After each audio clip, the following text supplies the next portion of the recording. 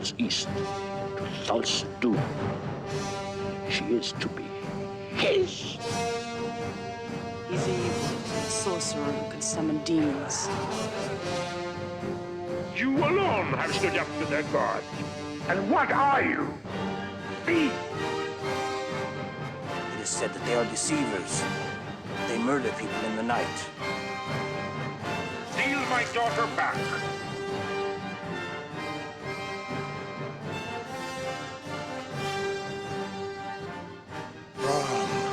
Grant me revenge.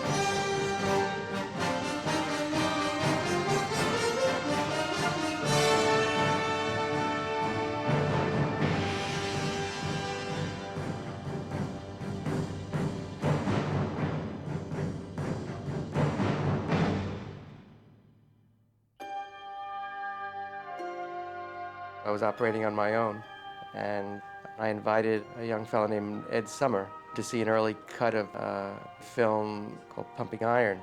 And I was sitting with Ed looking at this rough cut of Pumping Iron and couldn't help but notice Arnold Schwarzenegger as an amazing personality.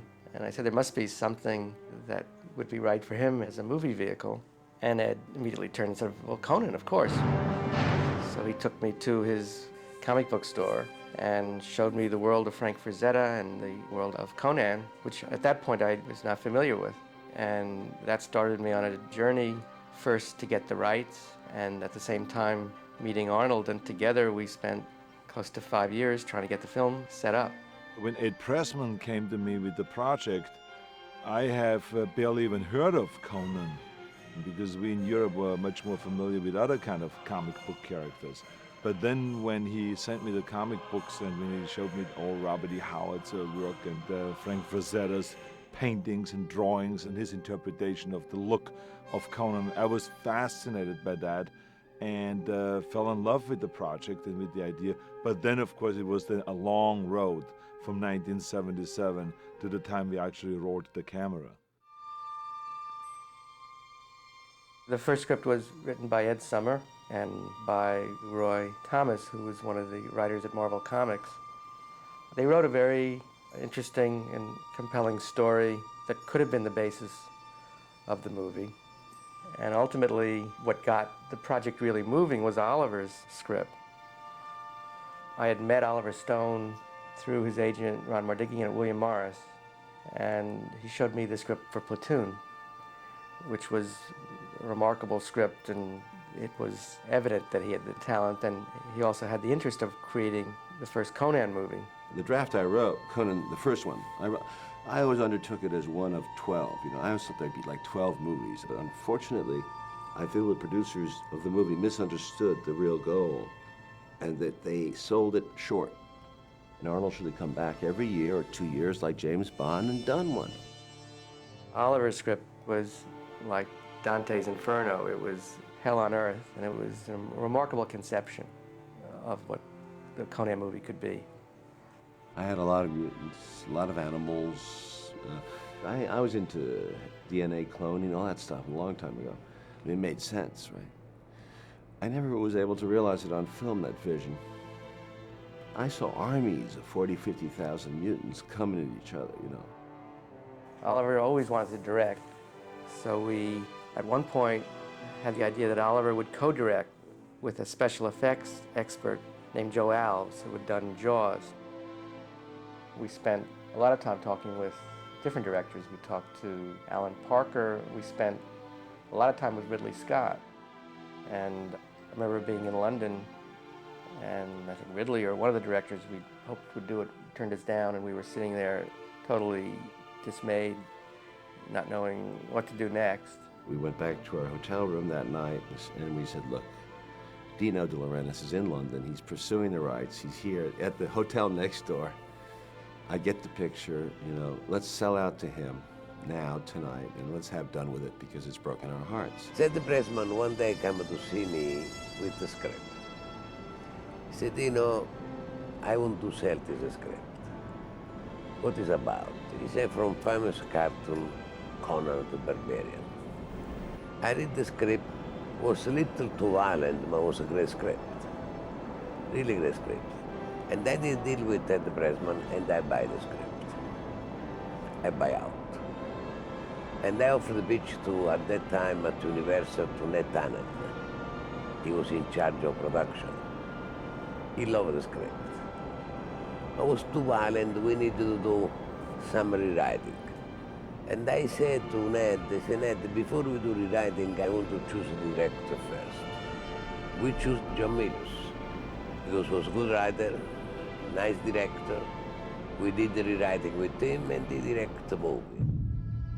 I knew nothing of Conan the Barbarian or Robert E. Howard or any of the books or the comic books or anything until Oliver Stone came and told me about it. The one thing I knew about that I was aware of was Frank Frazetta's paintings. And of course, I love Viking things, and I always wanted to do a Viking movie. And when I was a surfer, one of my first names was Viking Man because I had this great big sword.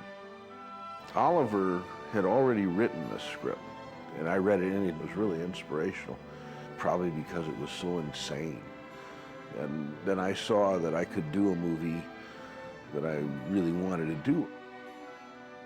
I did want to bring this back to a certain historical grounding, and I tried to make everything happen in a history as if it really did happen. In fact, all of the stories of Conan, Howard could have written them all and had all of this in the Dark Ages in a real historical period.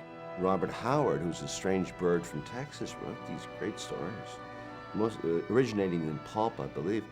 He had a great gift for this perverse mythos of darkness and death and raging and mad Wagnerian mentality. He was convinced that the town wanted to exterminate him and this kind of thing, and he'd go home and board up his windows, load rifles. I mean, complete nut.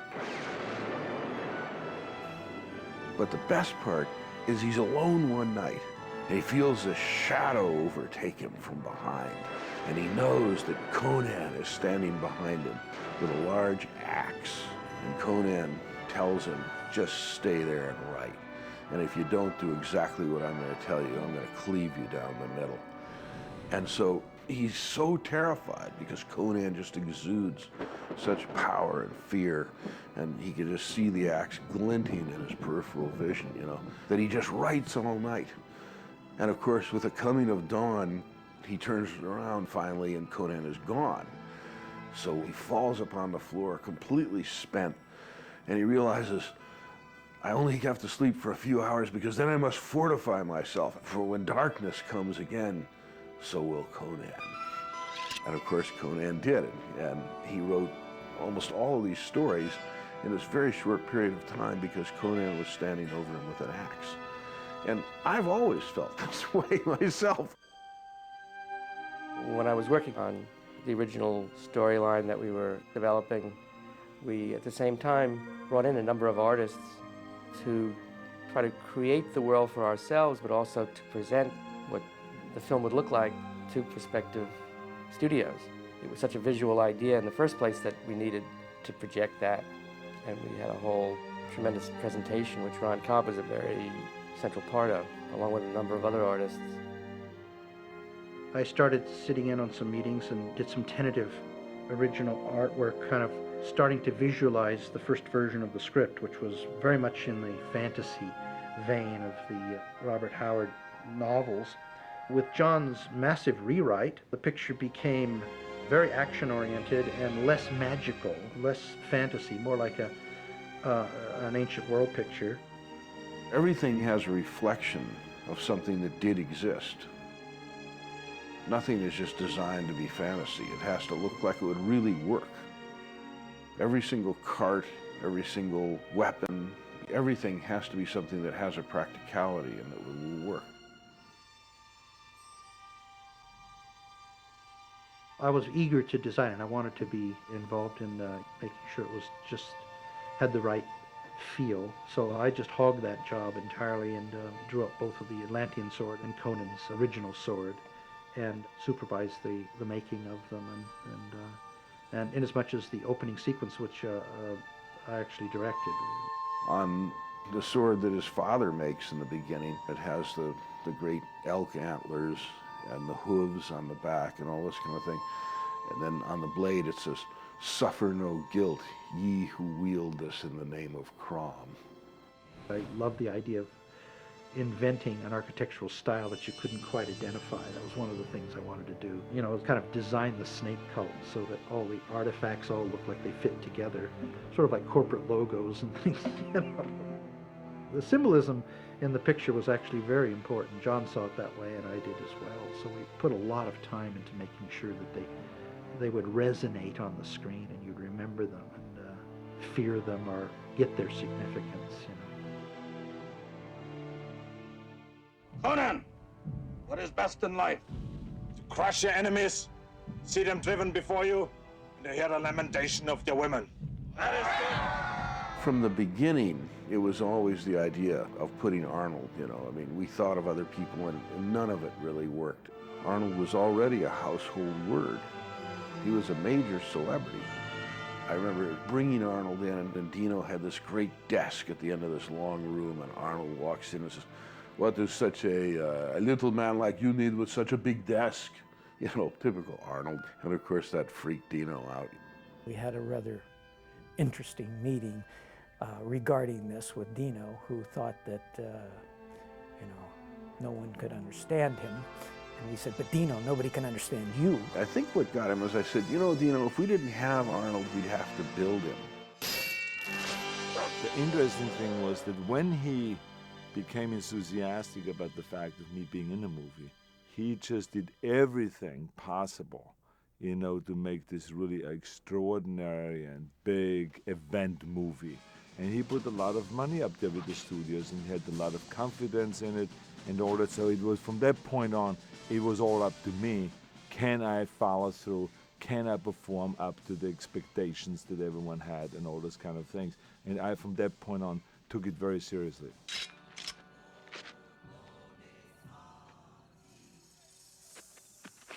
I saw all that jazz, and I saw her dance, the erotica dance, and I said, "That is a Valkyrie.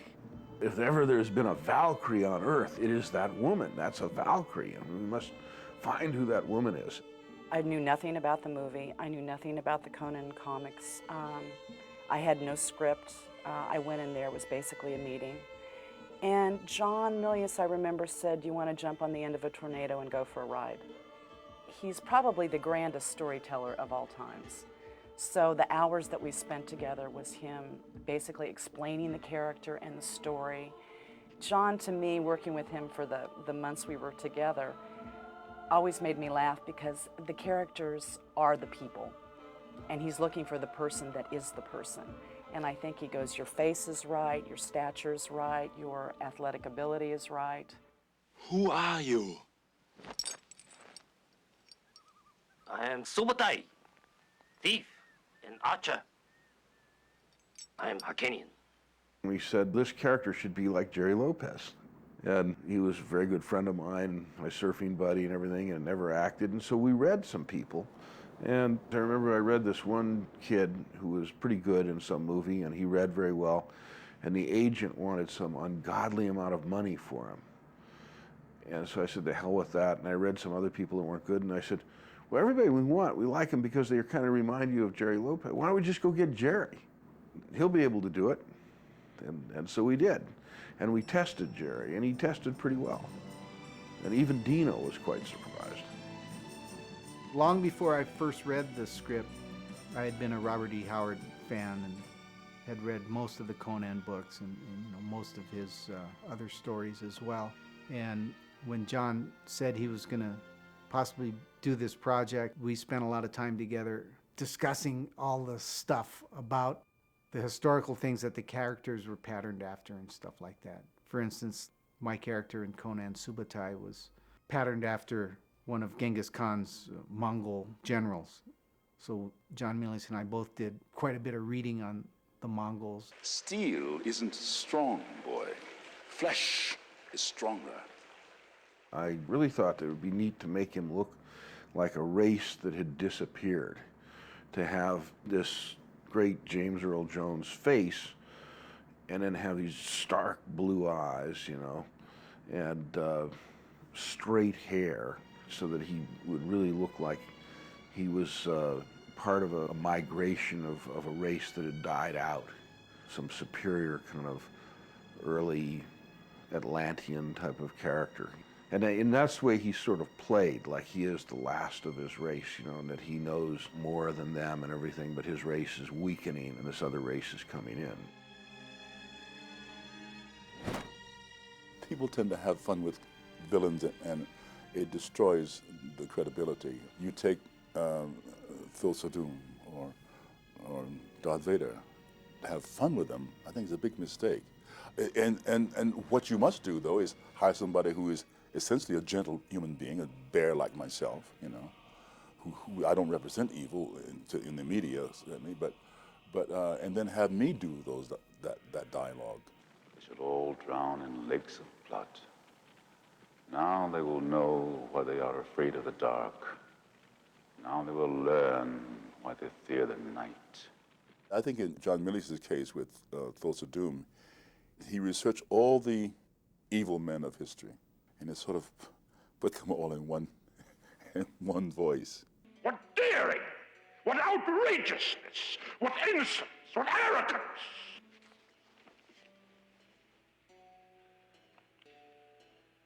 I salute you. The role of King Osric was originally supposed to be played by Sterling Hayden, and he got sick. And then I said, well, who would be good? Who could do this if it wasn't Sterling Hayden? And the natural choice was, it'd be some great character like Max von Sydow. Well, he'll never do this. We'll never get Max von Sydow to do this little role. And sure enough, he said, when do you want me? What do you want me to do? And it was kind of shocking when he showed up because I had such admiration for him. My oldest son, when he was in the comic book age, he was very taken by Conan the Barbarian. And I think he encouraged me to accept to do this. And why I accepted was because I found it was a fun part to do. Lions ate him. It was more theatrical than I was used to do in films. At the time, I was offered very controlled characters without any passions. And suddenly here was somebody who could take liberties. 254, take one. All I remember really is from a scene which is not in the film, which was cut out, and that was after the scene when the three thieves are presented to King Osric. King Osric is killed among his bodyguards, I believe, who has gone secretly with the snake worshippers. And Milius, who is very fond of swords and decapitations and things, he had figured out that I was not going to be decapitated, but he wanted the man to hit me with his sword right over my stomach, I believe, and almost cut me in half. So I was rigged up with big blood bags all over underneath this costume I had. And this guy came up to me and tried to kill me and hit me with his sword, and I tried to die as realistically as I could. But he missed, so no blood was shown. And Milius was very upset, and so another time, a retake.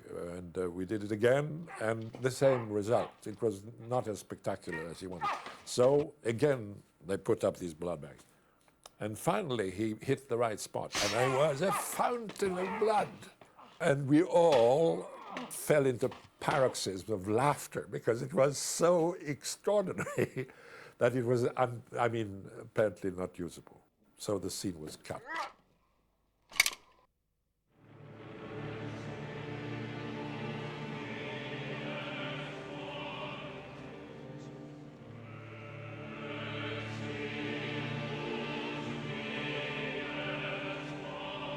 We needed some great big people. So Arnold knew Sven-Ole Thorsen. And Sven-Ole Thorsen was like the Jack LaLanne of Scandinavia. There were some other huge characters, and they got them, and I called them all the Great Danes. They were like bad puppies. They were always pulling stuff off and practical jokes on everybody. Ben Davidson was separate from them because he came from the NFL and he was a legendary defensive end, the Oakland Raiders, and he was even taller than any of them. And I saw him and I said, that guy would really be great. He'd make a great villain.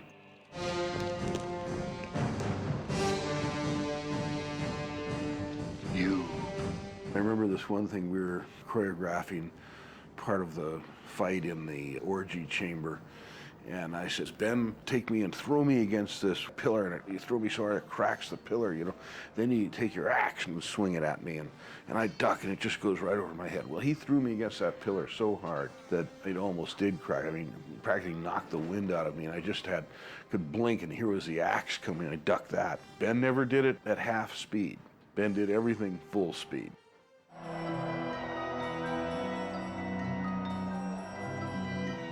Valerie Quinescent came from Willard Hike, really, who'd made a movie called French Postcards. And I had met her, I think, when he was making that movie. And then she came in and read, and she was very good. She read very well as the princess. She was even a very troubled sort, you know, and with a certain kind of sensuality and sort of innocence. And she's quite good. Hey! I'm a wizard, mind you. Mako was a natural choice for the narrator and everything because he looks so distinctive and he's a wonderful actor. I did something no actor can do. I cut myself out, which proves I'm not an actor. And I had created a thing in there, lizard on a stick, which was like McDonald's. Lizard on a stick. Fresh. Look, good and fresh. It was pretty good, but it didn't belong in the movie. It is said that they are deceivers. They murder people in the night. I know nothing. The Ron Cobb stuff stayed in because that did belong in the movie. Black Lotus. Stygian, the best. John Milius had a lot of tricks up his sleeves. He sent me to Mako's acting school. So I went there for about 6 months. It was a very humiliating experience for me because all his students were all really good, aspiring actors, and I was a surfer. We did a lot of training with the stunt coordinator, Terry Leonard, a lot of writing lessons, had a lot of martial art lessons. So there was a lot of prep work, actually, before we got involved in it. We had Yamasaki, who was our sword master, and he really trained them in the art of swordsmanship and that karate style sword fighting and all of that. Then I'd look at the routine and I would enhance it or detract it just very briefly. I'd have everybody at 8 o'clock in the morning for horseback riding till 10:30, and then they'd go off to the gym and work with Yamasaki. It was like really extensive kind of a training camp, an ongoing training camp, and including the weight training and all those things, because you wanted to make sure that the body doesn't just look very muscular, but that it also looks as smooth and as fluent with its performance with the sword moves and all this. And all of those physical activities had to become second nature.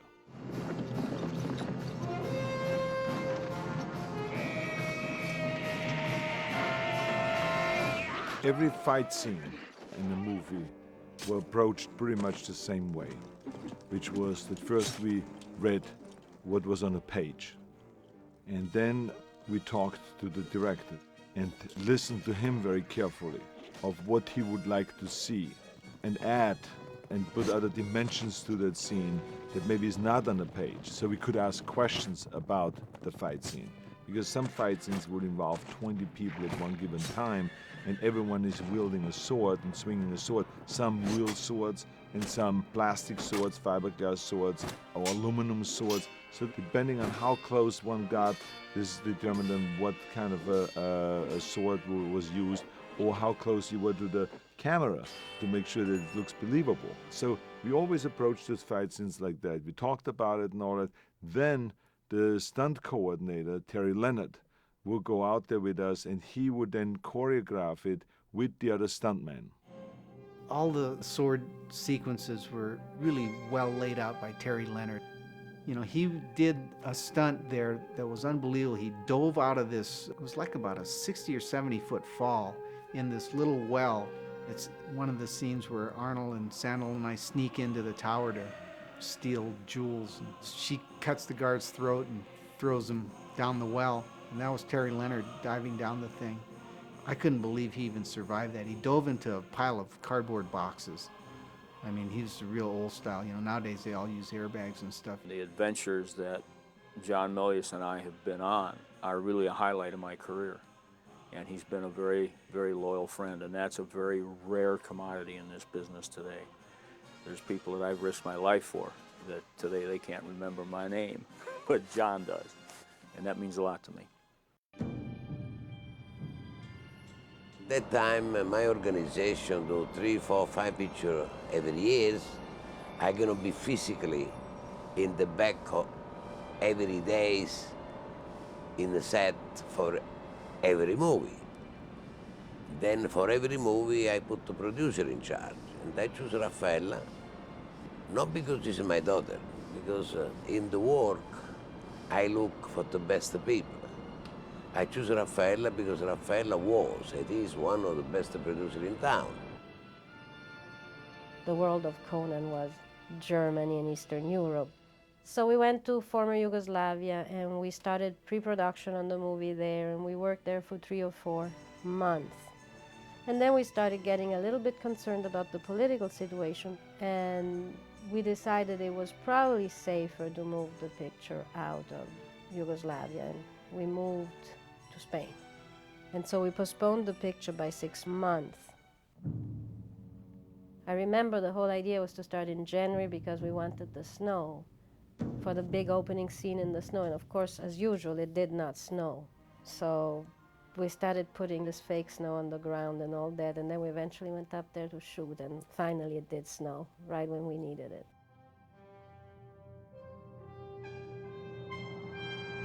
I always thought that a screenplay should open with something very dramatic, you know, with either dramatic idea or dramatic vision. And there's nothing like a village being wiped out to open a movie.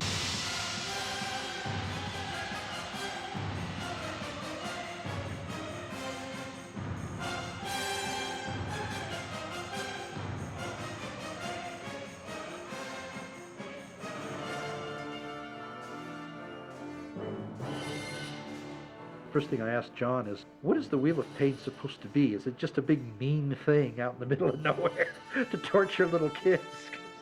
John kind of wrote it as though it was just a big mean thing, and I suggest that we at least cynically pretend that it's there for a purpose, that it grinds grain or something. So I designed the thing to echo some Scandinavian Viking ship carvings and do it all in wood, and looked just great. But I think the biggest problem we had was that it was so well balanced that when Arnold tried to get on it to actually push the thing, it just instantly spun, and the next spoke came around and hit him in the back of the head. You know, it's like there was no effort at all to push it. You know, so for a while there, we actually had to have part of the crew, you know, on the other side of the wheel, out of the shot, pushing against Arnold, so that it would look like it was hard to push. Not only did I have nothing on, but they had the wind machine on, the most powerful wind machines. They were like 10 feet high. And they threw snow in there, so the snow blows right into my body. So I said, the only thing I want to ask for is I can get some hot tea with some schnapps. So that's what we ended up doing, so I keep warm it all, because it was like unbelievable cold. But it was a great idea to show first the feet of a little kid, and then of a bigger kid, and then a medium-sized kid, and then finally Conan.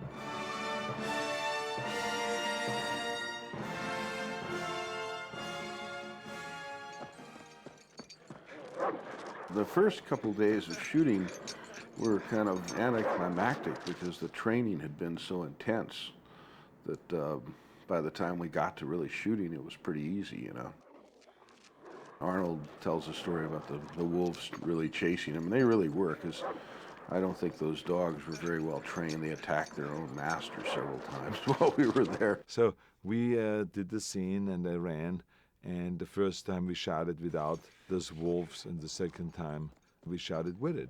And sure enough, everything that could go wrong went wrong. I somehow got to the place where I was supposed to climb up and couldn't find my first step. And the next thing I knew was this wolf jumping on my back, ripping me down from the top of the rock, and I'm falling down and injure myself. And the front of this animal was right on my face like this, just totally. And the animal trainer was luckily right there on top of it, pulling it away and stuff like that. So these were the first few stitches. This was like still in the morning. It hasn't got noon yet on the first day of shooting when I already got my first few stitches with the medic there. You know, and in Spain, it's not a doctor that comes to stitches up your back. It's a medic that just goes, yeah, I got a needle there, and is that stitching you up. I'm sitting there the first day of shooting. So it was quite an interesting beginning, I would say. And then I remember the thing where Arnold did fall down the rocks, and he looks and he's bleeding, and he says, "I'm bleeding." And I said, "Yeah, look, it looks great. Don't touch it, you know." And he says, he goes, but I'm bleeding, you know. And I said, the pain is only momentary, but the film is eternal. Pain is temporary, but movies are forever. He says, this movie will be forever. There was one accident that was very, very bad for me, where my index finger got severed. It was in the battle sequence when we were inside the castle, and we were under a time limit, and I was working with an extra. Probably should have been a stuntman in that routine. And as I remember, the guy did the wrong move, which was called a parry, and his sword slid down and then cut my index finger. It was unfortunate. She cut her finger pretty bad, and they had to take her to the hospital and get sewed up and everything. But the concept of making an action film with major stars, there's always that element of risk. You try and wring out all the options that you have and try and make it perfectly safe. But every once in a while, somebody's going to get nicked. John Milius, instead of saying, "Oh my God, are you all right?" I remember him saying, "Valeria would never let that happen again."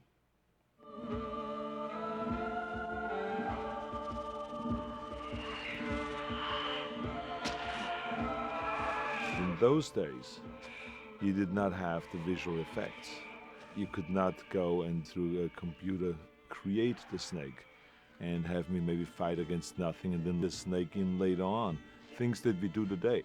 And there you had to rely on the craftsmanship and on the talent of the people that would build a mechanical snake. A snake that looks exactly like a snake and has the texture of a snake, with gigantic, the mouth like this, and really long and big, but it had to really move. When the snake was built, it worked really great, but it wouldn't fit in the set. Only part of the snake would fit in there. You could only push the front end in. The worst part, I remember, was that I had to shoot arrows through it. And I had to do it because I turned out to be the best archer. And I had to shoot the arrows right past Arnold's head into the snake. Now, it was an easy shot. It'd be nothing if he wasn't there, but it really bothers you when somebody's there. I remember one day going to the swimming pool, and the guy comes there and dumps in these huge snakes that are like this thick around it. And I'm swimming there, and he's dumping in this snakes, and they were just coming towards me. He says, "Don't worry about it, they're not dangerous." Dr. Tiva came onto the set with a variety of snakes for me to get to know. Luckily, as a soldier in the U.S. Army, I was trained with the Rangers. And part of our survival, we had to befriend a snake, which means take a non-poisonous snake and take it into your association, put him in your uniform, let him sleep with you, get to know you. And at the end, of course, you ate him. So I know a little about snakes. And being a farm boy, I knew about snakes, except as farm boys, we tend to be very hostile to snakes. A snake was automatically evil, automatically harmful. And so we'd always destroy them. But I learned how to coexist with them. So when I came to the set, I had a little bit of background in that already. Perhaps too much, because the doctor said that the snake was too comfortable around me. And they had to sort of fluff him up to get him moving so he looked live. The snake doctor was a wonderful guy, and he just did some wonderful stuff.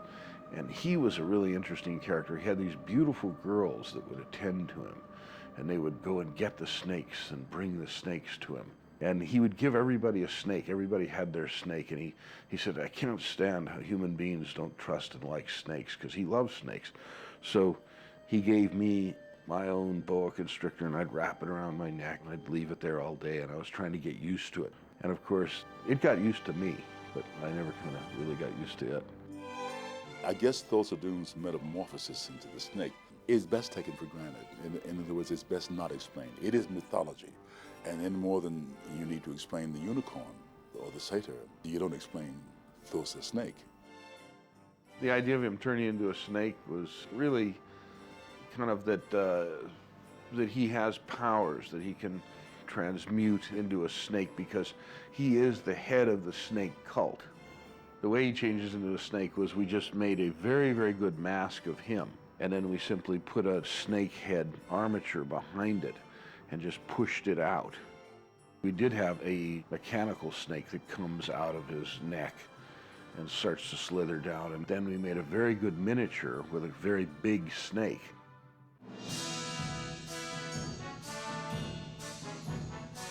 The temple on the mountain was the largest set piece in the picture and the one I was most proud of.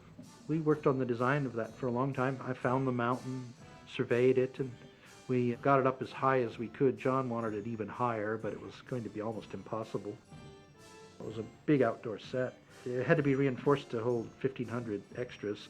We didn't have the materials probably we should have had. We did have a construction foreman, Aldo Puccini. He would go out on the ground and he would draw a circle and he would put down a stake and he'd say that's where it's going to be and it's going to start here and it's going to end here, and he'd just start building. There was no plans. It had sketches and drawings, but nothing else. We love that scene of the crucifixion because it's the reverse of the real crucifixion, you know, where the real crucifixion is Christ is up there and he wonders if God has forsaken him and he's helpless, and the Roman comes up and sticks him with the lance and everything and says, there, where is your God now? And of course what happens to Arnold is a complete opposite. It's so un-Christ-like, is that this vulture lands on him and starts picking at his wounds. The gods, in fact, are insulting him. Crom has deserted him. And what does he do? He does what is so great in R.E. Howard and so great in Conan always. He bites the vulture.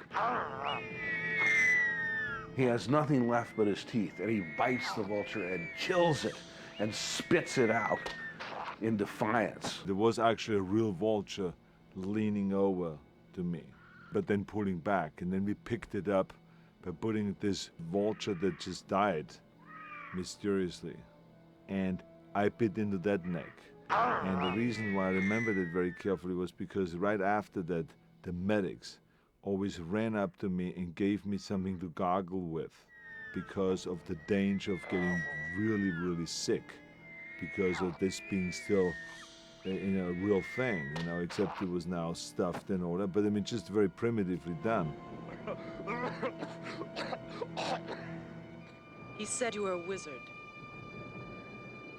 Did the gods owe you any favors? When we did the scene where I'm suspended and I'm basically dead, and then they bring me back to life, and they had to put all those different symbols on my body, the makeup department, I think, did an extraordinary job there. I was always influenced by the Japanese cinema. Painting his face is directly stolen because it came from Kobayashi, Hoichi the Earless. And in Hoichi the Earless, these spirits are going to come and they paint his face and do incantations, but they forget his ears and they rip his ears off. So we decided to paint his face and that these spirits were going to come. And of course we painted his ears too, and his hands. And the whole idea of that is to show her that she is going to fight them. And she, by fighting them, knows she will drive them off, but she knows she'll pay a price. For me, it was, of course, not that difficult at all because I was just lying there. I remember I was lying there on that beach and these guys were all crawling around me and doing their painting and stuff like that. I fell asleep because it was just so soothing. It was like getting a massage on a beach or something like that. So this was the least difficult moment of my making of Conan. John Milius and I spent an incredible amount of time building model airplanes and painting them in these different camouflage motifs. And I think it was from that he had this idea, well, let's camouflage the bodies. Arnold and Sandal and I had to go all get painted up so that they could see what we looked like. And John knew already, even before we did it, that it was going to look good. That's why we did it. The thing about that paint, though, that was so terrible, it was soap-based because they didn't want it to crack. So it itched. You would have this on and your skin would just, ugh. As I remember in one of the hotels we were staying in, a day of shooting in that war paint, and we couldn't wash it off. There was no water. So we had to sleep in it. The real hidden truth of the cult of Set, of the cult of Thulsa Doom, was that they were cannibals, and that they were eating human beings and tasting of the most forbidden fruit. And so you wanted to see that. You wanted to see all the bodies that are skinned and gutted like animals hanging up, and then making the soup, the sacred soup, and carrying it. And we called it split pea in hand, because it looked like split pea soup, but you saw these hands in it, you know. All these sets, everything always had a reflection in history. And so the Stonehenge, there were many all over Europe. There were these temples that were built with rocks on top of one another, especially in circles like that and everything. So Ron wanted to do that. And what was really quite amazing was how quickly they did it. We reshaped the desert to build two huge sand hills. You know, the big Stonehenge boulders were all styrofoam and with fiberglass coatings, and it was right on the money. It was exactly what we needed to stage the whole in sequence in.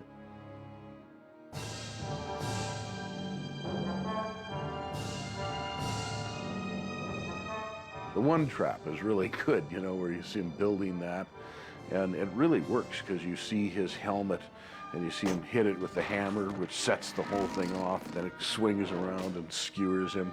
And I love Arnold where he's looking at Sven hanging on the thing going, "What's wrong? Are you upset today?" John is a military tactician, and he thinks like a military general. So everything that was involved in that final battle, from the punji sticks and the spike that went through Sven-Ole Thorsen and things like that, all came from John. The trickiness of making those things work is to integrate the technology into what we have to do physically with an actor. There was absolutely no animals injured. The only animals were the Great Danes, these huge Scandinavian guys. They were the only ones who were ever injured. But the animals themselves, real animals, were never injured. Talking about animal rights activists, they picketed that sequence that I was involved in.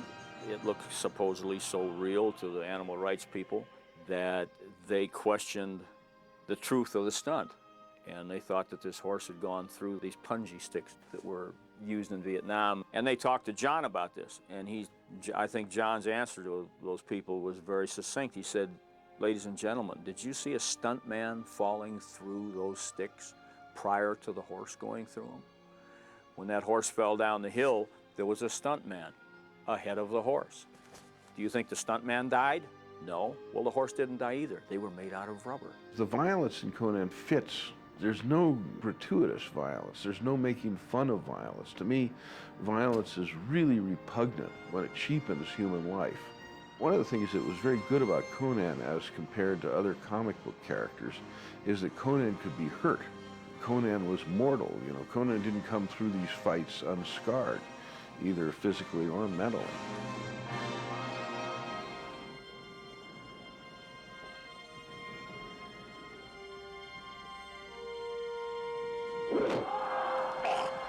He wore a specific harness, protected him from the ear to the shoulder, because I was supposed to hack on the beginning of the neck. We practiced it, first with a very light sword and then with a heavier sword. And it was amazing that because of all the practice that we've done for this scene, that James Earl Jones felt comfortable enough that he actually himself stood there. So I did the scene over and over with him from behind my shoulder, from the side, over his shoulder and all that. And I think they used in a dummy for some close-up from behind where they didn't need either one of us. Thulsa Doom is in the movie only as that element that leads Arnold on his quest for revenge. And until Arnold gets underway, he is only focused on revenge. That's all he thinks about. He's not a hero until he goes beyond revenge to kill the evil force for the whole world. Then he becomes a hero. The idea was that was always going to give you a hint that this was going to be more than one movie. It should have been the beginning of the trilogy. The trilogy was, each one was about something. And the first one was about strength, raw strength. The second one was about responsibility. And the third one was about kind of tradition and loyalty. You know, where I was going was that ultimately there are things that people do things for that are larger than them.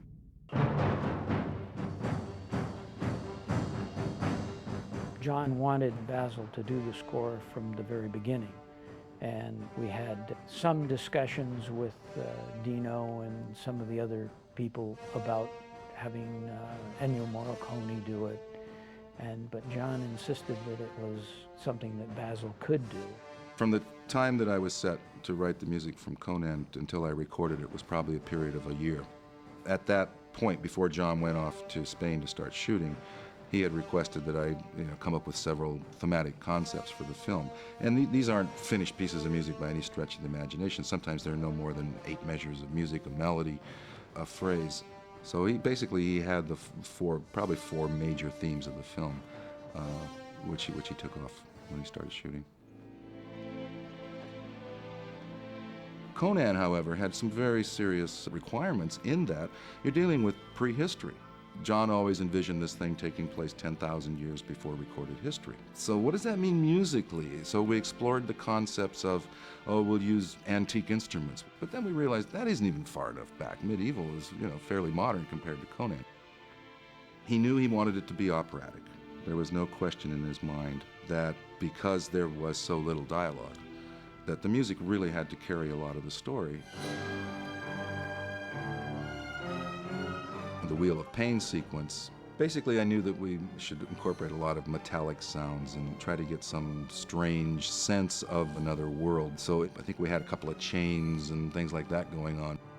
We incorporate this Chinese gong, which is made out of very precious metals, and we took a triangle beater and literally had the percussionist rake it across this thing. So as it hits the edges of these things, it makes this scraping sound, and that was the sound of the scrape. There's something about the funeral pyre that I think is eloquent. It's one of the smaller pieces in the film in terms of the size of the orchestra, and I think because of that there's an economy of force, but there's also a strident kind of quality to it because I needed fewer instruments to do a lot more. I had also had a dream the night before. My wife and my 2 daughters had gone to Florence, and I dreamt that they had died, and I had this whole image of death in a hooded thing with these ropes for a face, and I could remember every piece of it vividly. It's all part of why I wrote it the way I wrote it, because I wrote it the next morning. I was writing the orgy section of the film. It's just sort of the basic riff. And one day my daughter, who was studying recorder at school, walks in and she starts playing a counter melody to what I was doing on the piano. And I thought, this is really good. And I sort of wrote it down and put it on 8 French horns, what she was playing. As a surprise, I brought her out when we were recording that scene and had her sit on the podium, And I thought she'd be thrilled, and it was over. And I looked down at her and I said, well, Zoe, what did you think of that? She goes, oh, you didn't get it right. She already had this concept that there's a way music's supposed to be, and if it isn't that, it doesn't matter. You put it on 20 French horns and it's not going to impress her. Conan was a chance to really speak with a very strong and hopefully unusual voice. I think it summed up everything I knew about music to that time, and also gave me a chance to say, this is my idea about what this is. The studio was very nervous because the movie was very violent. I mean, at the time we got an X 3 times before we finally got it to be an R-rated picture. In Vegas, at the sneak preview, we showed up at the theater, and like an hour and a half before the screening, there were lines around the block, you know, with all these guys, and there were all these bikers in leather and chain, and they were all waiting in line, and there were more people than there were seats in the theater. So we pulled another movie from another theater, and we showed the movie 3 times the same night. We had such a tremendous turnout that we had to bicycle the prints from one theater to another. I remember the greatest thing was to go in the theater at that moment that I knew everyone would love, that moment where natural selection has selected him, and he looks up from pushing the wheel of pain, and it's Arnold. People went nuts. We really knew when we showed that movie that we had a win on our hands. I became plugged in to a huge machinery, unlike anything that I ever expected in my career, that I would make such a big leap forward, and that this could be my chance to step out of my past, the bodybuilding past, and step into the national arena of show business. I often think of the review in Time magazine, which was very short, which called it Star Wars by a Psychopath. They completely dismissed it, you know, as just claptrap of sword and sorcery and that kind of thing. And yet, it does seem to have an effect on people. I think that I look at it as, in my thing, I look at everything as a battle, because I always wanted to be a general. I never wanted to be a director, you know. And this was a large battle. This was a divisional-sized battle. And it was very carefully designed, conceived of, and executed with great skill and valor, and the battle was won.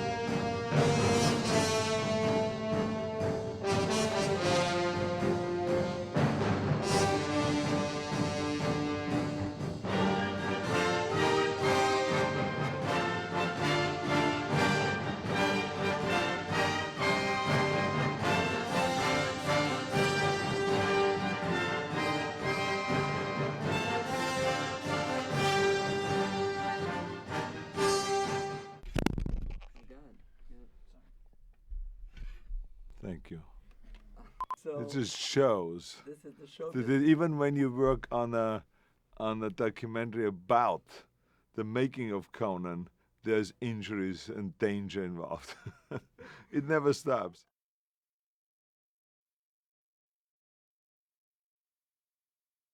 Thank you.